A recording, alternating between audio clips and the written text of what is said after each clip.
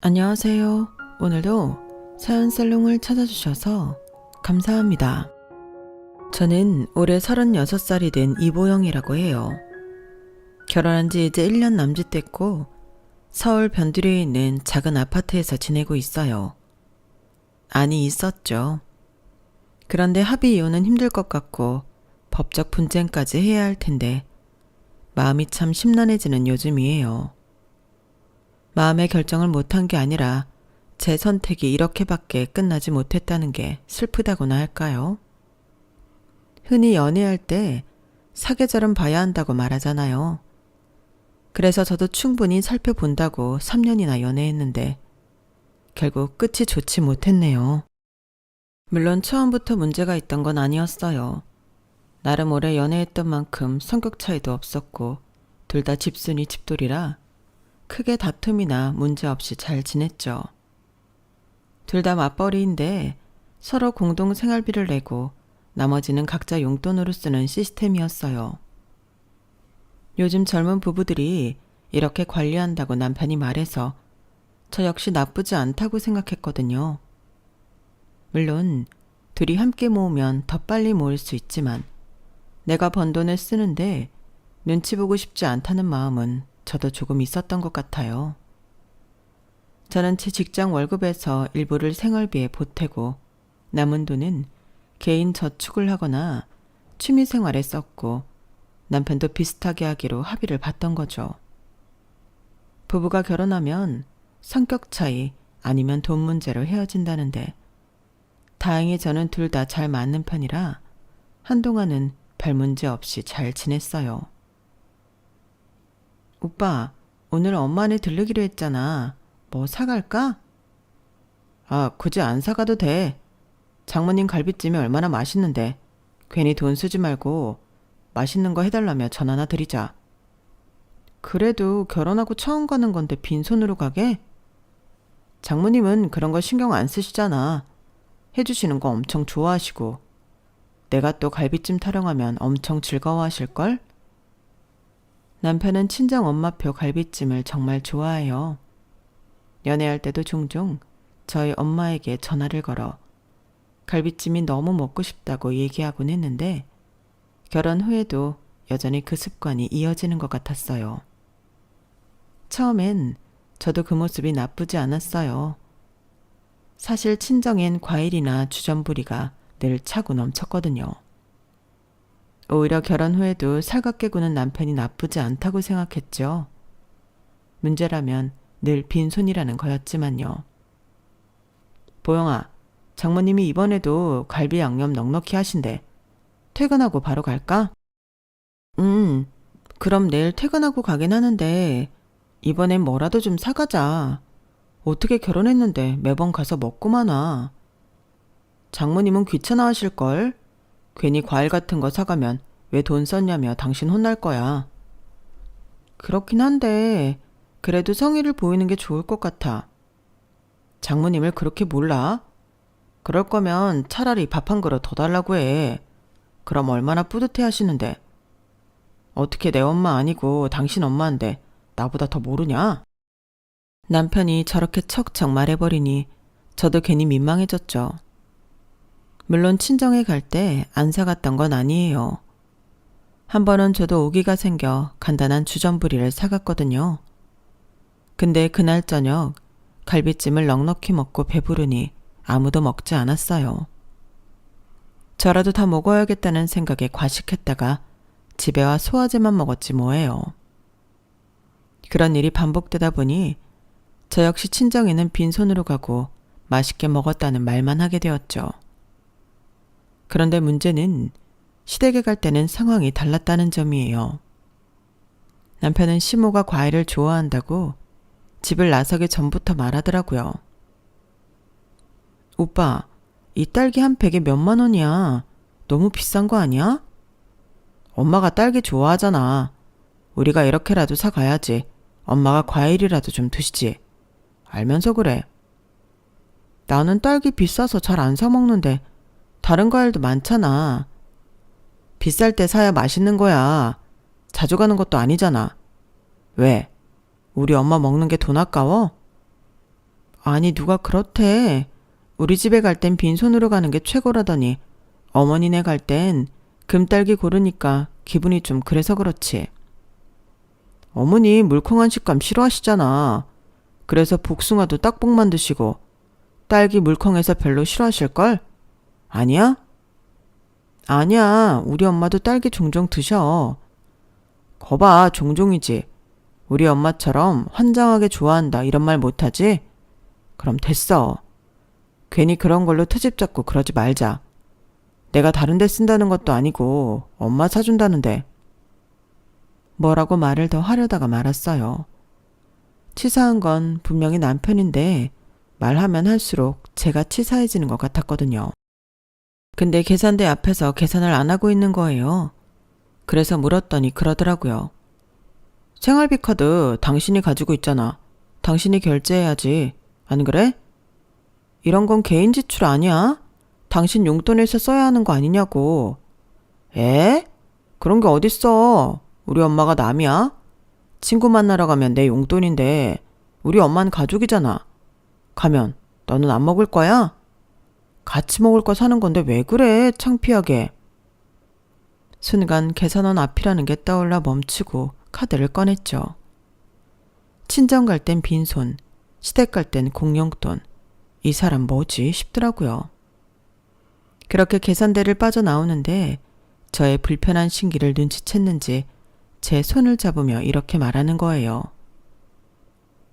이해해줘. 장모님 장인어른은 두 분이 함께 계시고 형편도 넉넉하잖아. 그런데 우리 엄만 나 아니면 챙겨줄 사람도 없고 나라에서 주는 돈으로 겨우 생활하시니까. 나만 행복하고 누리는 것 같아서 엄마한테 갈 때면 괜히 마음 쓰여. 이해해 줄 거지?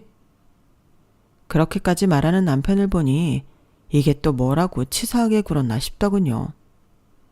시어머니가 저희에게 딱히 바라는 게 있는 것도 아니고 자주 찾아오라고 시집살이를 시키는 건 더더욱 아니었거든요.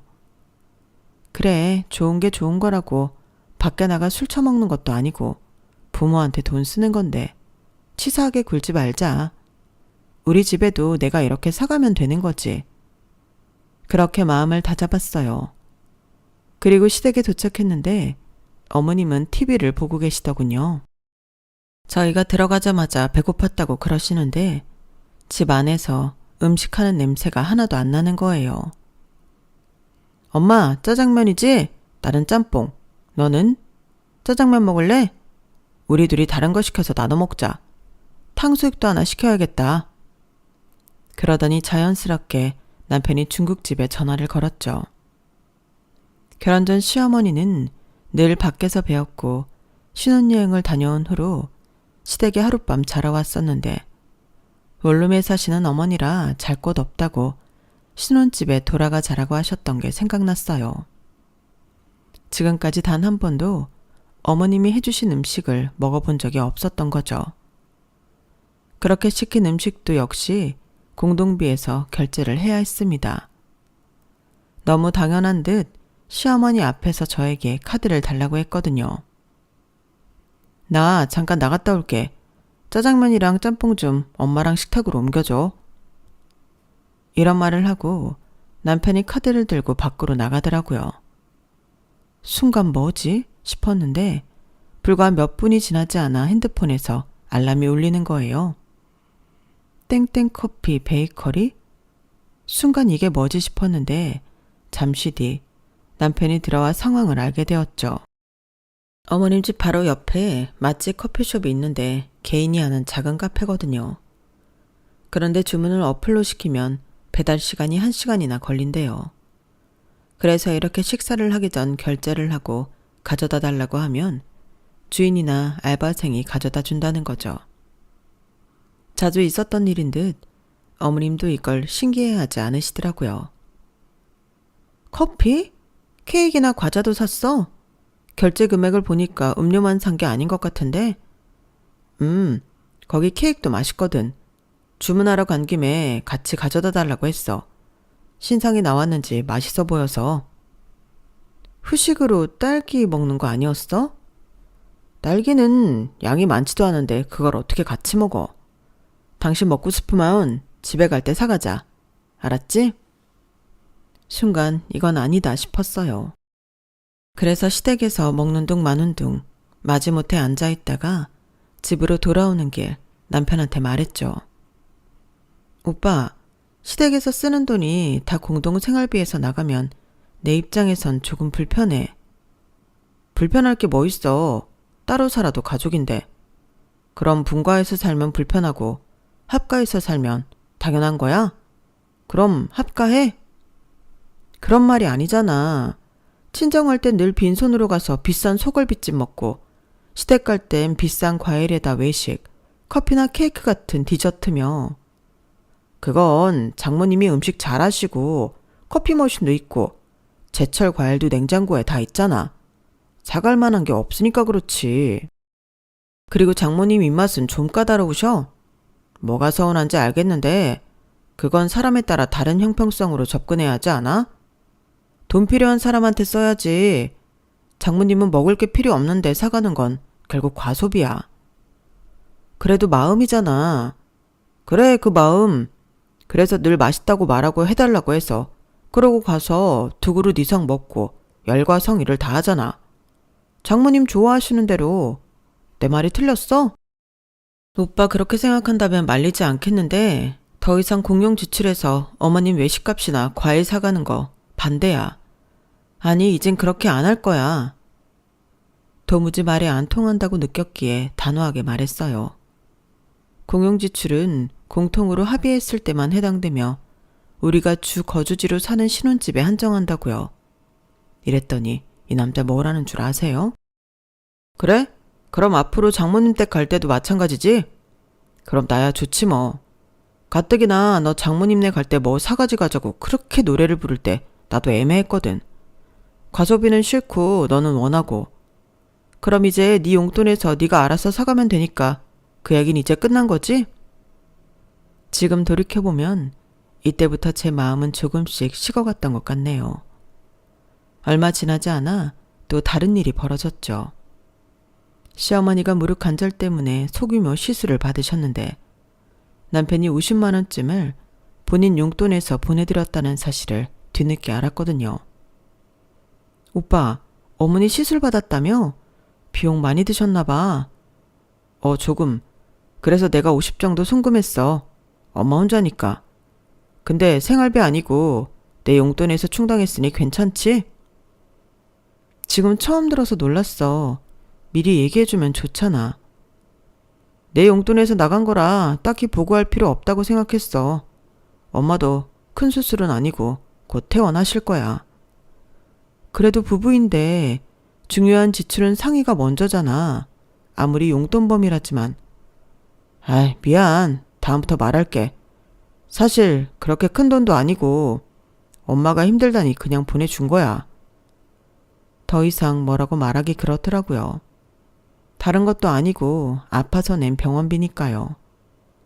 하지만 문득 저한테 말도 안 하고 어머님한테 돈을 보낸 게 이번만이 아니라면 이라는 생각이 하나둘 머릿속에 차오르기 시작했죠. 결혼 1년 차가 가까워질 무렵 평범한 시댁 방문에서 시작된 작은 의문이 제 결혼 생활에 큰 위기로 번지게 됐어요. 그날도 평소처럼 주말 점심을 먹으러 시어머님 댁에 들렀는데 현관문을 열자마자 눈에 들어온 건 반짝반짝 빛나는 새 냉장고였어요. 지난주 방문했을 때만 해도 자꾸 소리가 나고 고장날 것 같다며 걱정하시던 낡은 냉장고가 어느새 최신형으로 바뀌어 있었던 거죠. 현관에서부터 거실까지 가는 짧은 순간 머릿속이 복잡해졌어요. 지난주만 해도 시어머님이 냉장고 문을 닫으시면서 했던 말이 머릿속에 떠오르면서 의아했거든요. 이게 자꾸 탈그락거려서 음식이 상하진 않을까 걱정이야. 그때 남편은 대수롭지 않게 말했죠. 엄마, 그래도 좀만 더 쓰시면 되잖아요. 라고만 했었는데 일주일 만에 이런 고급 냉장고로 바뀌어 있다니 순간 의아했어요. 남편이 평소 같았다면 내가 사드렸다며 뿌듯해하면서 제 반응을 살폈을 텐데 이상하게도 아무 말도 없이 조용히 있었거든요. 오히려 냉장고는 쳐다보지도 않고 TV만 보고 있더라고요. 시어머님도 보통 같으면 준혁이가 이렇게 좋은 걸로 사줬다며 자랑스러워 하셨을 텐데 그런 말씀도 전혀 없으셨어요. 어머님, 새 냉장고네요. 그게... 시어머님은 왠지 모르게 조심스러운 기색이었어요. 평소 같으면 이것저것 설명하시며 기뻐하셨을 텐데 어색하게 웃으시면서 주문한 음식이나 먹자고 하시더라고요. 그 모습을 보니 걱정이 됐어요. 혹시 적금을 해지하시고 무리해서 사신 건 아닐까 하고요. 시어머님이 국민연금으로만 생활하시는 걸 아는지라 이런 큰 지출이 부담스러우실 것 같았거든요. 집에 돌아와서도 그 생각은 계속됐어요. 어머님이 무리하신 건 아닐까 하는 걱정에 가계부 정리도 뒷전이었죠. 그러다 우연히 통장 내역을 보는데 이상한 점을 발견했어요. 남편이 매달 보내기로 한 생활비가 평소보다 훨씬 적게 들어와 있던 거예요. 처음엔 정말 단순 실수인가 싶었어요. 남편이 평소에도 가끔 깜빡하고 덜 보내는 경우가 있었거든요. 남편이 소파에서 핸드폰을 보고 있길래 최대한 자연스럽게 물어봤죠. 오빠, 이번 달 생활비 입금이 좀 적은데 실수로 덜 보낸 거야?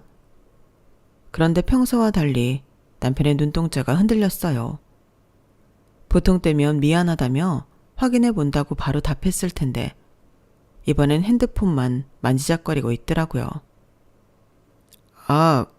그게 이런저런 일이 있어서 심지어 명확하게 이유를 대는 것도 아니고 얼버무리기만 하더라고요. 순간 등줄기가 서늘해졌어요. 요즘 경기가 안 좋아서 회사마다 구조조정을 한다는 뉴스가 자주 나오던 때라 불안감이 확 몰려왔거든요. 무슨 일 있어? 혹시 월급이 깎였어? 아니면 회사를 그만둔 거야? 목소리가 떨리는 걸 감출 수가 없었어요. 남편도 제 표정이 심각해진 걸 눈치챘는지 마지못해 입을 열었죠. 아니, 그게 엄마 냉장고 사줬어. 순간 머리가 하얘졌어요. 그러니까 지난주에 좀만 더 쓰자고 하더니 저한테 말도 없이 냉장고를 사고 그걸 생활비에서 메꾸겠다는 거였죠. 뭐라고? 그럼 결국 우리 생활비에서 쓴 거잖아. 아이, 뭘 그렇게 까탈스럽게 따지고 그래. 어차피 다음 달부터 다시 제대로 보낼 건데. 남편은 마치 제가 트집을 잡는 것처럼 말하더라고요. 오빠, 이건 우리가 정한 규칙이잖아. 부모님 선물은 각자 용돈에서 쓰기로 했었잖아. 그리고 이런 큰 결정은 서로 상의하고. 아니, 당신도 참 우리 엄마 냉장고가 고장날 것 같다고 하시는데 빨리 해결해 드려야지. 뭘 그렇게 복잡하게 생각해? 남편의 태도가 점점 거칠어졌어요. 마치 제가 시어머님을 배려하지 않는 사람처럼 몰아가더라고요. 그래도 이건 우리가 합의한... 합의? 당신은 지금 엄마가 고장난 냉장고 쓰시는 게 괜찮다는 거야? 대화가 점점 평행선을 달렸어요. 남편은 계속 시어머님 상황만 이야기했고 정작 제가 말하는 약속과 상의에 대해서는 귓등으로도 안 듣는 것 같았죠. 내가 하고 싶은 말은 양가 부모님께 해드리는 건 공용 지출 말고 개인 지출에서 하기로 했잖아. 그러니까 생활비 모자란 부분마저 입금해줘. 냉장고 문제는 오빠가 개인 돈으로 충당해. 그러면 난 문제 없으니. 복잡하게 생각하지 말고 공용해서 부모님 챙겨드리는 걸로 하자. 너도 나도 외동이라 다른 자식이 있는 것도 아닌데 매번 눈치 보여. 차라리 편하게 같이 해. 싫어. 우리 집 갈 때 빈손으로 가려고 하면서 나중에 또 무슨 말 하려고. 그냥 전처럼 개인 지출해서 해. 야, 너는 또 내가 얼마나 그랬다고 그래. 그럼 이렇게 해. 큰돈은 개인 지출이고 집에 갈 때 음식 사가는 것 같은 소소한 비용은 공동 지출해서 하는 걸로. 그리고 이번 주말에 장모님 댁 갈 때는 네가 원하는 대로 뭐라도 사가면 되잖아. 그치? 남편은 이번 달 지출 금액이 많아서 다음 달이 돼도 생활비를 더 내지 못한다며 그냥 공용 지출에서 일부분은 양가 부모님께 사용하는 걸로 하자더라고요. 물론 저 역시 그동안 당한 게 있어서 말만 그럴 뿐 행동으로 옮기지 못한다는 걸 알았기에 반대했거든요. 그런데 아니라고 호언장담하니 한 번 더 믿어보기로 했어요. 그리고 그 주 주말 친정에 가는 당일 아침이었죠. 뭘 사갈까 고민하다가 엄마가 좋아하는 백화점 케이크가 생각났어요. 동네 빵집보다 달지 않아 종종 맛있게 드셨던 게 생각났죠. 아빠가 자동차를 운전하실 땐 케이크만 사라도 백화점에 가셨는데요. 연세가 드시면서 안전 때문에 면허증을 반납하곤 자동차를 운전 못하시니 더 이상 백화점에 안 가시더라고요. 친정에선 버스를 2번 갈아타야 갈 수 있어 좀 번거롭기 때문이죠. 우리 이따가 땡땡 백화점 들렀다 가자. 엄마가 거기 지하에 있는 케이크 좋아하시거든. 케이크? 당신 생일 때 받은 케이크 교환권 있지 않아? 그거 쓰면 되겠다. 그건 동네 베이커리 교환권이야. 엄마는 달다고 그거 싫어하셔. 엄마가 좋아하는 케이크가 따로 있거든. 그런 게 어딨어. 케이크가 다 똑같은 케이크지. 요즘 프랜차이즈도 만만 있더만. 언제 마지막으로 먹어봤는데 생각도 안 나지. 거봐. 이번 참에 먹어보면 달라진 거 알걸? 교환권은 나 먹으라고 보내준 거니까 다음에 내가 먹고 싶을 때 교환해서 먹을래. 먹어본 것도 아니고 엄마가 뻔히 동네 빵집 싫어하는 거 아는데 굳이 그걸 가지고 가고 싶진 않아. 뭘 그렇게 어렵게 생각해. 그냥 있는 걸로 사가면 돈도 아끼고 좋은 거지. 어차피 빈손으로 가기 뭐하니까 사간다는 거 아니었어? 순간 할 말을 잃었어요. 시어머님께는 300만 원이 넘는 냉장고를 사주고 친정엔 제 생일에 선물 받은 교환권으로 대충 사가자는 말처럼 들렸거든요. 게다가 공용 생활비에서 사용하는 게 아깝다는 투로 말하는 것 같았으니 속이 더 뒤집어지더군요. 아, 친정에는 어떤 이유든 10원 한 장도 쓰기 아깝다는 거구나. 시댁엔 공용 생활비에서도 퍼주고 지 용돈에서도 또 퍼줘야 한다는 거지? 괘씸하다는 생각이었죠. 그동안 시어머님이 혼자 계시니까 신경 쓴다고 그럴싸하게 포장했던 거예요. 제 생각이 너무 순진했다는 걸 한순간에 깨닫게 되었답니다. 난 가서 사올 테니까 신경 쓰지 마. 남편의 어이없는 말을 뒤로하고 차키를 들고 나왔어요. 백화점으로 향하는 내내 가슴 한켠이 묵직했죠. 그동안 눈치만 보며 살았던 제가 한심하게 느껴졌거든요. 어서 오세요. 케이크 찾으시나요? 네, 생크림 케이크 중에 달지 않은 걸로 부탁드려요. 매장 유리창 너머로 줄지어 있는 케이크들을 보니 엄마 생각이 났어요. 연애 시절 남편이 처음 우리 집에 왔을 때 엄마가 이 백화점 케이크를 사오셨었죠. 그때 남편은 장모님 센스가 너무 좋으시다며 칭찬했었는데 결혼하고는 한 번도 이 케이크를 사가자고 한 적 없었네요. 이 제품이 가장 인기가 좋으세요. 생크림이 너무 달지 않고 부드러워서요. 직원의 추천을 받아 케이크를 고르는데 문득 지난번 시어머님께 드린 금딸기가 떠올랐어요. 우리 어머님은 까다로우셔서 제일 좋은 걸로 사야 한다던 남편의 말이요. 그 비싼 딸기를 시어머니는 한 번도 맛있다고 하신 적이 없었죠. 포장해드릴까요? 날이 더워서 녹을 수도 있으니 아이스팩도 넣어드릴게요. 네, 감사합니다. 엄마 댁에 도착하자 현관문이 벌컥 열렸어요. 우리 딸 왔어? 그런데 혼자야? 오늘은 혼자 왔어요. 엄마 좋아하시는 거 사왔는데. 케이크 상자를 내밀자 엄마의 눈이 반짝였어요. 어머, 이거 백화점 케이크 아니야? 오랜만이네. 거실에서 케이크를 먹는데 엄마가 연신 맛있다고 하시는 거예요. 역시 이 케이크가 최고야. 요즘 동네 빵집은 너무 달아서. 그 말을 듣는데 왜 이렇게 마음이 아픈지. 그때 핸드폰이 울렸어요. 자기 어디야? 장모님 댁 도착했어? 엄마 집. 왜? 케이크는 샀어? 그거 물어보려고 전화한 거야? 아니, 그러니까 내가 아까 교환권. 오빠! 말을 자르고 단호하게 말했어요. 깜짝이야. 교환권 말한 거 미안하다는 말하려고 전화한 거야. 어찌나 한심하게 느껴지던지. 별다른 대꾸 없이 전화를 끊고 보니 엄마가 걱정스러운 눈으로 보고 계시더라고요. 보영아, 무슨 일 있니? 아니야. 그냥 이제야 내가 해야 할 일을 한 것뿐이야. 그날 내내 남편에게서 연락이 왔지만 전부 무시했어요. 평소라면 바로 답장했겠지만 이상하게 마음이 편했죠. 엄마의 행복한 미소를 보니 그동안 제가 얼마나 무심했는지 새삼 깨달았거든요.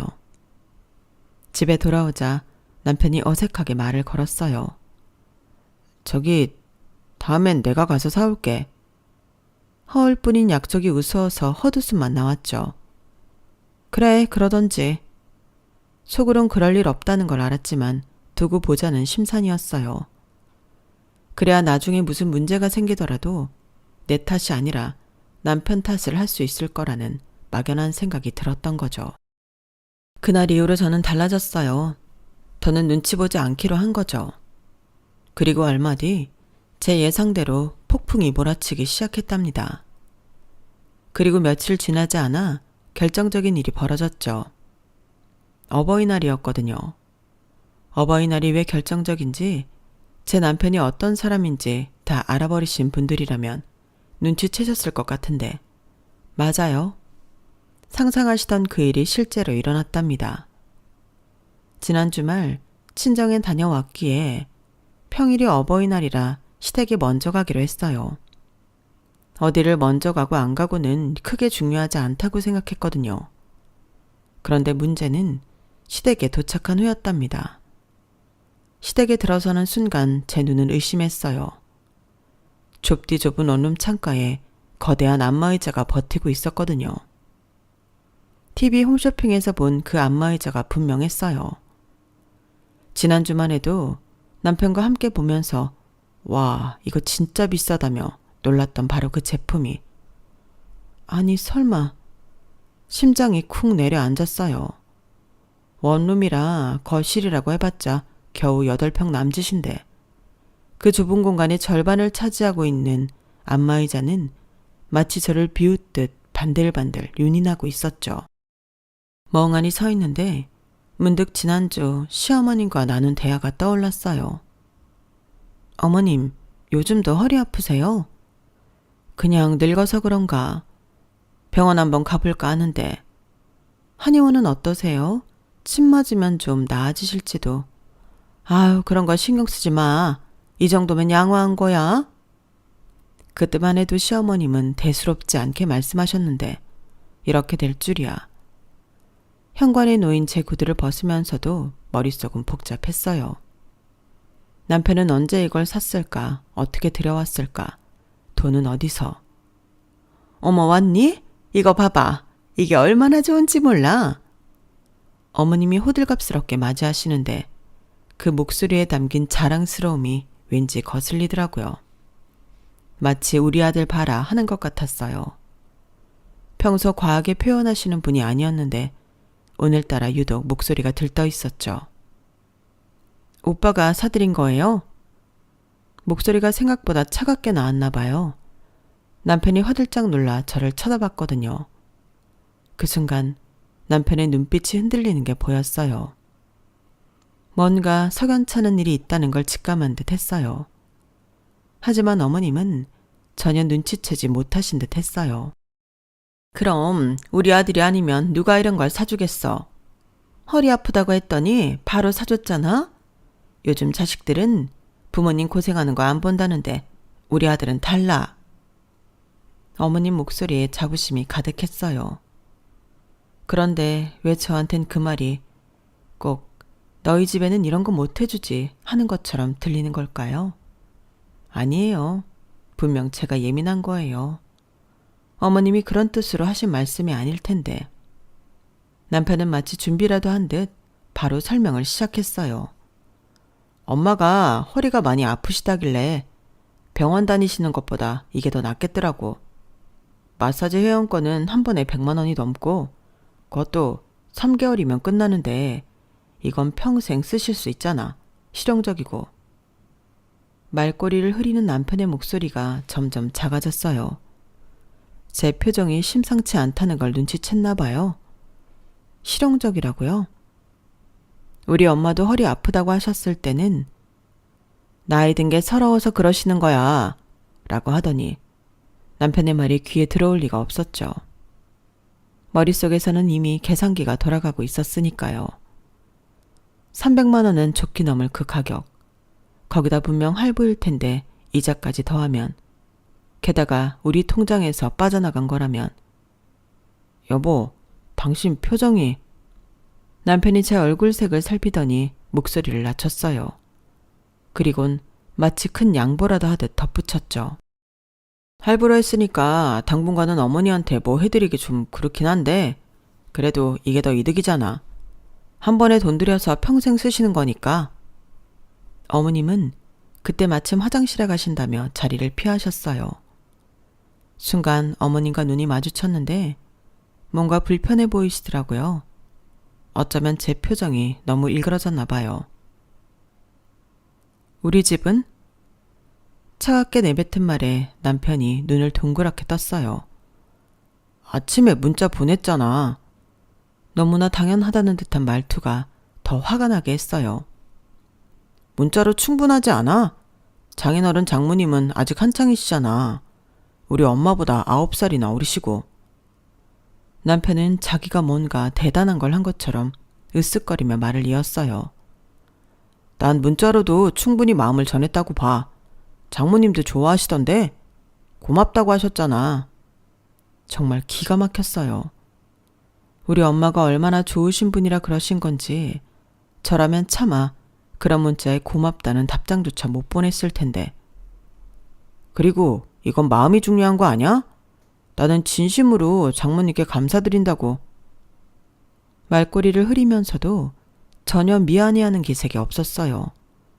오히려 자기가 잘했다는 듯한 표정이더라고요. 그러더니 정말 어이없는 말을 덧붙이는 거예요. 그래, 말 나온 김에 문자 하나 더 보내볼까? 우리 주말에 장모님한테 갈비찜 해달라고 할까? 멀더라도 자주 찾아뵙는 게 최고지. 안 그래? 뭐든 마음이 최고라고. 자주 찾아가지도 않으면서 비싼 선물만 딱 보내봐. 그것처럼 정없는 게 어딨다고. 나 같은 사이도 없어. 그치? 진짜 이 남자는 자기가 뭘 잘못했는지 전혀 모르는 거예요. 시어머님께는 300만 원짜리 안마의자를 사드리고 제 친정엄마는 공짜 갈비찜이나 얻어먹으려 하고 맛있게 먹고 자주 찾아가 얼굴 뵈면 되는 거잖아.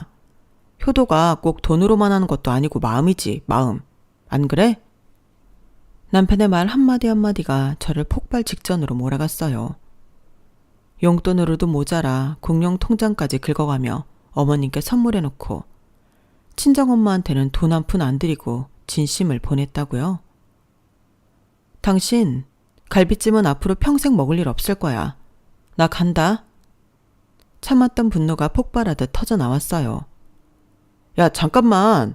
왜 갑자기 그러는 거야? 말 안 하고 산 것 때문에 그런 거면 미안해. 말하려고 했어. 그런데 어차피 오면 볼 텐데 얼마나 좋은지 보는 거랑 안 보고 이야기 듣는 거랑 또 다르니까. 내 말 듣고 있는 거야? 현관문을 박차고 나오는데 남편이 뒤에서 뭐라고 부르는 소리가 들렸어요. 오해하지 마. 내 말은. 더는 듣고 싶지 않았어요. 엘리베이터를 기다릴 새도 없이 계단을 뛰어내려갔죠. 주차장에 도착해서 바로 시동을 걸었어요. 그리고 제일 먼저 한 일이 폰 전원을 끄는 거였어요. 엄마 생각이 났어요. 아침에 문자를 받으시고도 고맙다고 답장까지 보내주신 그 마음 착하신 우리 엄마. 시어머니께 안마의자를 사주면서도 우리 부모님께는 문자 한 통이 전부라니 남편의 이중성이 이제야 완벽하게 드러난 것 같았죠. 핸들을 꺾어 친정으로 향하면서 핸드폰도 꺼버렸어요. 그리고 결심했죠. 이제는 더 이상 물러설 수 없다고. 결혼 전 이런 모습을 단 한 번도 보인 적 없다는 게 오히려 억울할 지경이었어요. 연애 땐 세상의 별도 달도 다 따준다고 말하는 거 다 거짓이라더니 정말 거짓이었던 거죠. 저녁 7시가 넘어 집에 도착하니 남편이 기다리고 있더라고요. 어두컴컴한 거실에 혼자 앉아있는 모습이 왠지 우스워 보였어요. 도대체 뭐 하는 짓이야? 전화는 왜 안 받고? 제가 현관문을 여는 순간부터 폭발하듯 소리를 지르더니 순식간에 제 앞까지 다가왔어요. 엄마가 얼마나 걱정하셨는지 알아? 내가 얼마나 전화했는지. 미친 거야? 갑자기 가출이야. 가출? 내가 왜 가출을 해? 나 친정 갔다 왔어. 뭐? 갔으면 갔다고 말해야지. 어디 간다는 말도 안 하고 전화기는 꺼놓고. 애야? 말을 해. 왜 그러는지. 왜? 어버이날인데. 뭐 문제 있어? 비싼 선물은 주지 못해도 얼굴이라도 보려고 한 건데. 당신 말대로 돈이 전부가 아니라면 정성이라도 보여야 하잖아. 1시간 거리가 먼 것도 아니고. 뭐야. 그러면 같이 가자고 하면 되지. 난 또 뭐라고.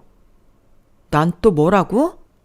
우리 엄마는 아직 젊어서 알프로 볼 날 많으니까 안 가도 된다고 생각하셨나 봐? 방귀 낀 놈이 성낸나더니 정말이네요. 남편의 얼굴이 불그락 푸르락 해지는 걸 보며 조용히 고개를 끄덕이고 방으로 향했어요. 제가 이렇게 순순히 안방으로 들어오니 오히려 더 화가 난 듯 했어요. 야, 이보영. 안마의자 때문에 화났나 본데 애도 아니고 이런 식으로 행동하는 게 맞아? 왜 안 돼? 너도 네 마음대로 하는데. 나도 내 마음대로 하는 게 안 되는 줄 몰랐네? 차분히 화장대 서랍을 열었어요. 몇 주 전부터 준비해둔 이혼 서류를 꺼내드렸죠. 시어머님 댁에 자주 가다 보니 남편의 수상한 행동들이 눈에 띄었거든요. 그때부터 하나 둘 모아두기 시작했답니다. 자, 받아. 남편의 면전에 휙 던졌어요. 미쳤어? 이게 뭐야? 이혼 서류? 너 진짜 미쳤나 봐. 이혼 서류를 집어든 남편의 눈이 휘둥그레졌어요. 기다려. 아직 더 있으니까. 더 있다니. 뭐가 더 있는데? 아, 당신이 그동안 했던 일들 모두 정리해봤어. 서랍 깊숙이 모아둔 서류들을 하나씩 꺼내 던지면서 말했어요. 자, 시어머님께 보낸 돈 327만 원. 지난달엔 시어머님 병원비로 나간 50만 원. 어머님 생신 상품권 30만 원. 그리고 오늘의 하이라이트. 어버이날 안마의자 312만 원. 지난 1년 동안 저 알게 모르게 시댁에 보낸 돈이 한두 푼이 아니었죠. 더 있었어요. 이런 거 언제 다. 남편의 얼굴이 하얗게 변했어요. 이런 기록이 있을 거라고는 상상도 못했나 봐요. 왜 놀랐어? 이제 시작인데. 카톡 내역도 프린트해서 들고 있었거든. 어머님이 허리 아프시다고 했을 때 우리 엄마한테 한 말 기억나? 여기 있네. 휴대폰을 들어 읽어내려갔죠. 장모님은 아직 젊으시니까 그냥 기분 탓일 수 있다는 말. 근데 시어머님은 바로 병원 데려가고. 그건 상황이 달랐잖아. 그래, 상황이 많이 달랐다고 생각했겠지. 우리 엄마는 젊어서 문자로 효도하면 되고, 어머님은 연세가 있으셔서 300만 원짜리 안마의자를 사드려야 하니까. 남편이 안절부절 못하며 서류들을 뒤적이고 있었어요. 이런 건 어디서 난 거야? 그동안 그걸 다 가지고 있었어? 당연하지. 정성스럽게 모아뒀어. 당신이 말했잖아요. 정성이 중요하다고. 순간 남편의 얼굴이 일그러졌어요. 자기 말이 자기 발목을 잡을 줄을 몰랐나 봐요. 여보, 이거 우리 얘기하면. 이제 와서 무슨 할 말이 더 있다고 그래? 당신은 충분히 말하고 행동으로도 보여줬잖아. 이제 들어.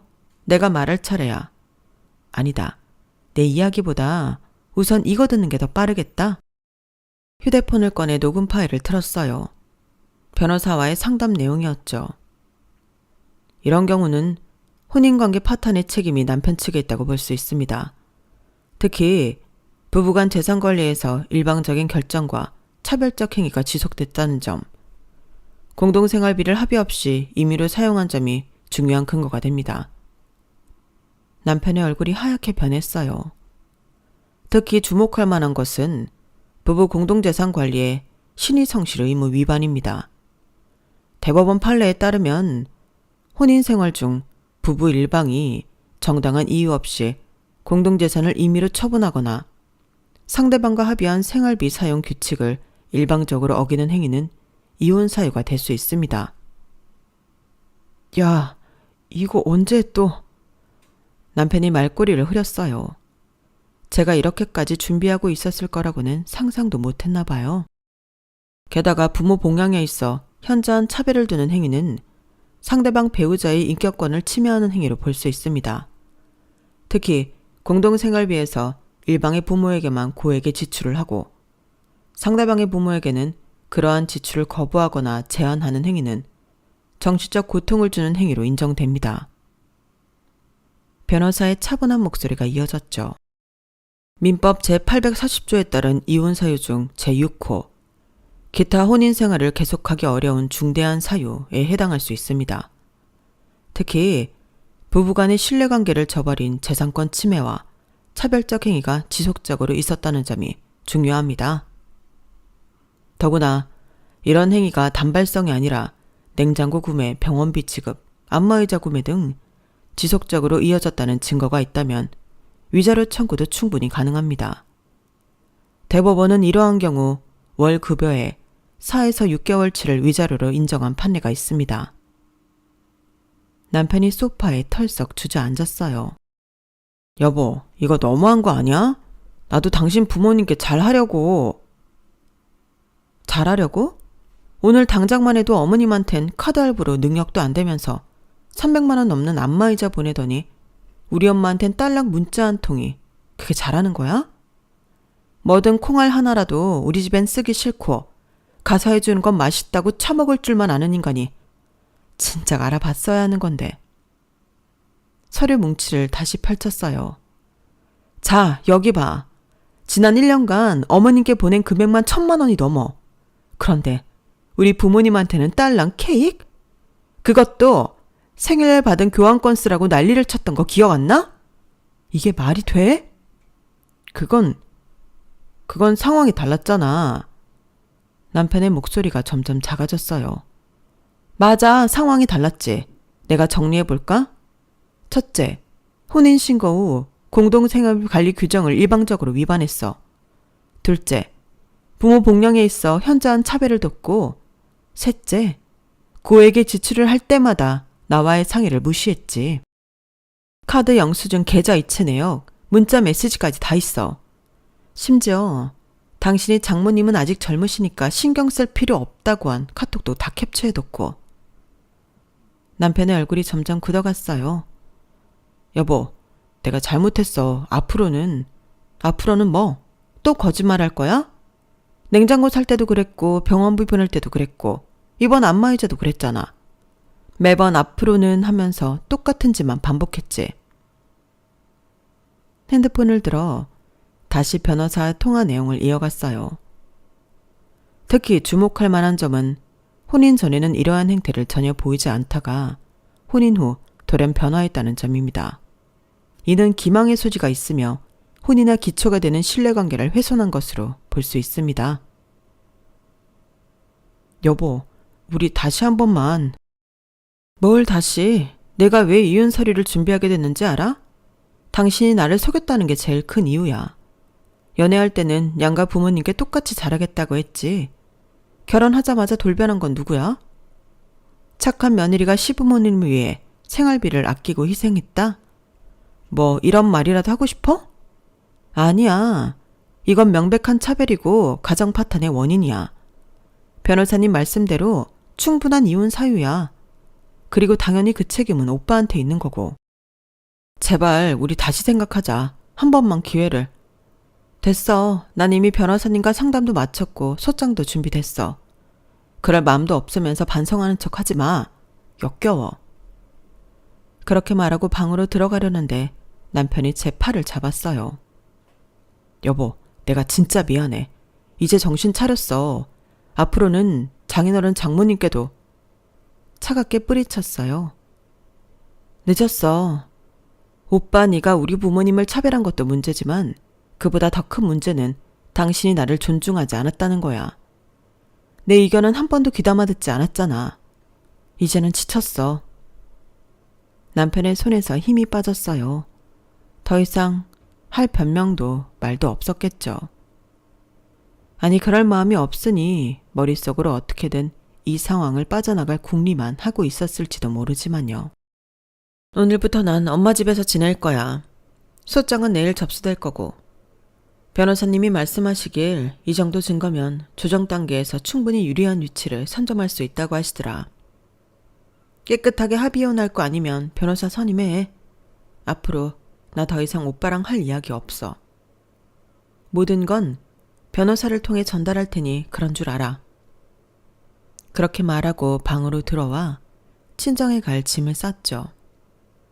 문을 닫는 순간 밖에서 남편이 털썩 주저앉는 소리가 들렸어요. 하지만 더 이상 돌아볼 생각은 없었죠. 이미 제 마음은 서늘하게 식어버렸으니까요. 장모님께 죄송하다고 전해줘.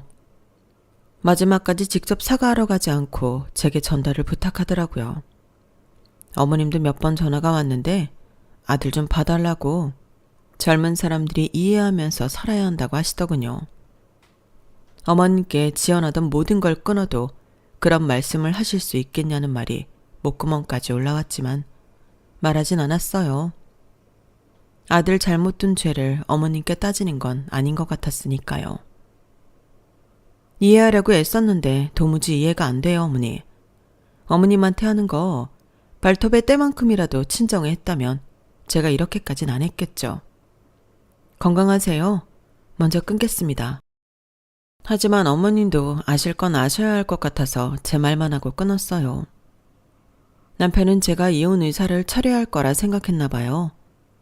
변호사도 선임하지 않고 마지막 순간까지 찌질하게 행동했죠.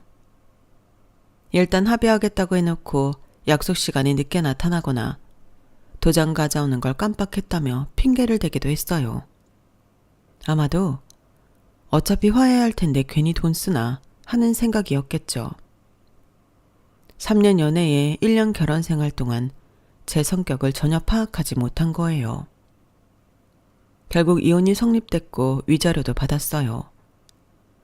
남편은 마지막까지 이제 정신 차렸다며 문자를 보내왔지만 전 더 이상 그의 말을 믿지 않았죠.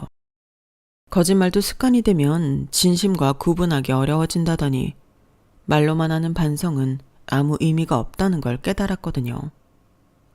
그리고 얼마 전에 우연히 남편 얘기를 들었어요. 제 친구가 브런치 카페에서 그 사람을 봤다더라고요. 어머님과 함께였대요. 여전히 카드로 결제하면서 허풍을 떨었대요. 엄마, 이거 얼마 안 해. 더 시켜. 라고요. 그 말을 들으니 웃음이 나왔어요. 이혼하고 나서도 전혀 변하지 않은 거죠. 어머님만 특별대우하는 그 버릇, 카드 막 긁는 습관, 결혼 생활 내내 저를 힘들게 했던 그 모든 것들이 그대로더라고요. 지금은 부모님과 함께 지내고 있어요. 부모님은 서로 맞춰가는 게 결혼이라며 저에게 애둘러 말씀하곤 하세요. 맞아요. 그래야 하죠. 상대방의 부모님도 내 부모님처럼 생각하고 서로를 존중하면서 살아야 하는데 우리는 그러지 못했네요. 아니, 그놈은 그러지 못했죠. 제 이야기를 듣는 분들에게 그런 말을 전하고 싶어요. 사랑은 말이 아닌 행동으로 보여주는 거라고요. 행동엔 돈이 함께 가야 하고요. 젊은이가 고생을 선사한다는 말을 그냥 하면 꼰대지만 100만 원쯤 현금을 주면서 하면 진심 어린 위로가 된다는 말처럼요. 그리고 연애할 때와 결혼 후의 모습이 다르다면 그건 진정한 사랑이 아닐 수 있어요. 저처럼 후회하지 마시고 결혼 전에 상대방의 진면목을 꼭 보셨으면 좋겠어요. 이제는 새로운 시작을 준비하려고 해요. 그리고 이런 경험이 앞으로 제 인생에 좋은 교훈이 되겠죠. 똥 차가고 벤츠 온다는 말을 믿는 건 아니지만 다시 누군가를 만날 기회가 생긴다면 그땐 제 생각과 마음이 잘 맞는 사람이길 바라는 마음. 욕심이 아니겠죠? 제 사연은 여기까지입니다. 주위에 좋은 분들과 항상 행복하세요. 여러분, 사연 댓글에 응원과 현명한 조언 부탁드려요. 좋아요와 구독은 저에게 큰 힘이 됩니다. 오늘도 좋은 일 가득하세요.